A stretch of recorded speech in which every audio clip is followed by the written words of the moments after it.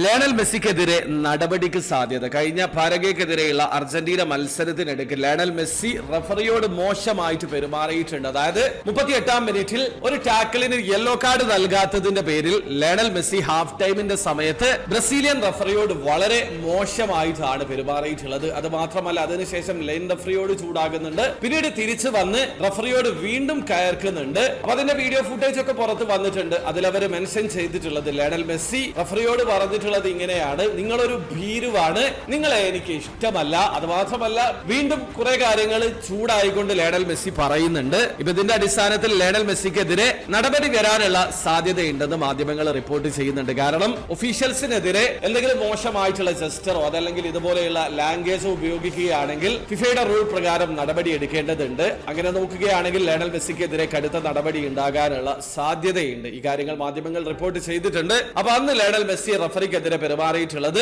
ശരിയാണോ? നിങ്ങളുടെ ഒപ്പീനിയൻ തീർച്ചയായും കമന്റിൽ അറിയിക്കാൻ ശ്രമിക്കുക.